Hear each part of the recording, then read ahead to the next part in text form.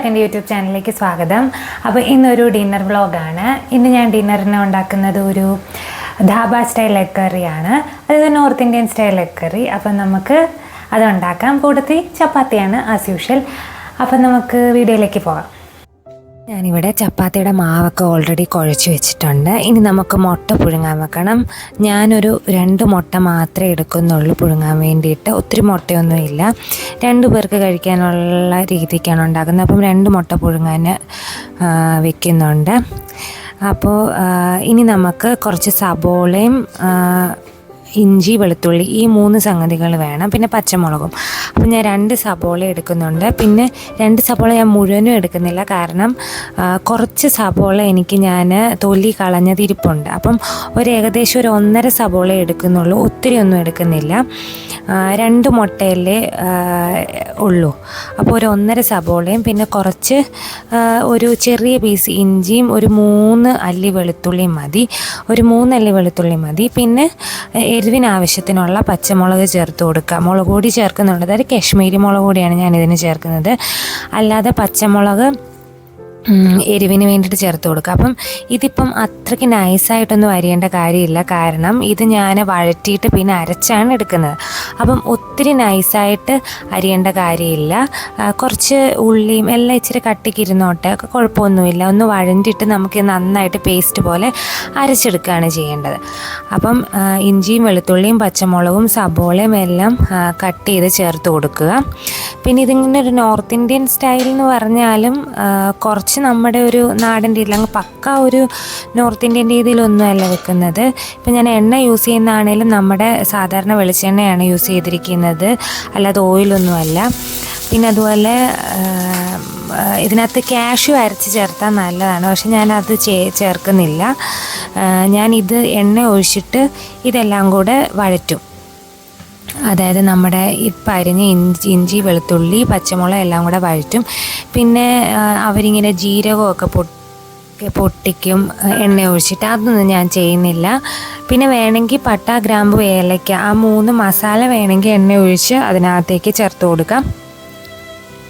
ഞാൻ അതും ചേർക്കുന്നില്ല.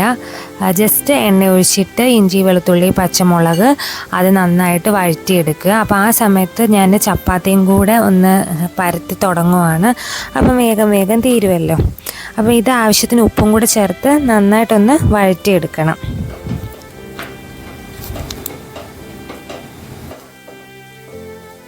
ഇനി നമുക്കിതിലേക്ക് പൊടികളൊക്കെ ചേർത്ത് കൊടുക്കാം. നന്നായിട്ട് വഴണ്ടതിന് ശേഷം മഞ്ഞൾപ്പൊടി, മുളക് പൊടി, അത് കാശ്മീരി മുളക് പൊടിയാണ്.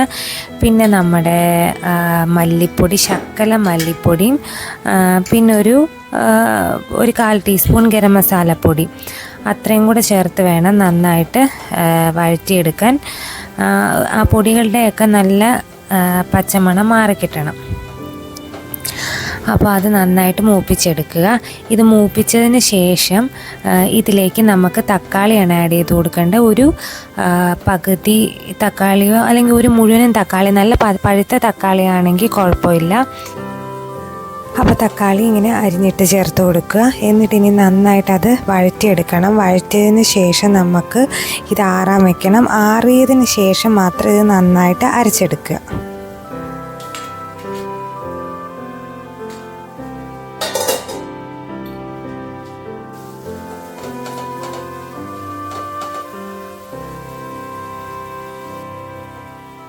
അപ്പോൾ ഇത് ഏകദേശമൊക്കെ ആയിട്ടുണ്ട്. ഇനി നമുക്കിത് ആറാൻ വേണ്ടിയിട്ട് വെക്കാം. എന്നിട്ട് നമുക്ക് ബാക്കിയുള്ള ചപ്പാത്തികൾ സ്പീഡിൽ നമുക്ക് പരത്തി ചുട്ടെടുക്കാം.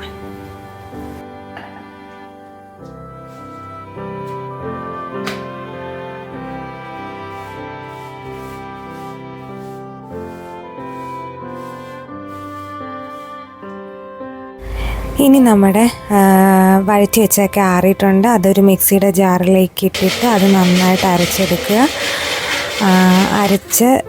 അരച്ചെടുത്ത് മാറ്റി വെക്കുക. എന്നിട്ട് ഈ നമ്മുടെ തക്കാളി സബോളയൊക്കെ വഴറ്റി അതേ പാനിൽ തന്നെ എണ്ണയൊന്നും ഒഴിക്കേണ്ട, നോൺ സ്റ്റിക്ക് ആയതുകൊണ്ട് നമ്മുടെ മുട്ട പുഴുങ്ങിയത് ചേർത്ത് കൊടുക്കുക.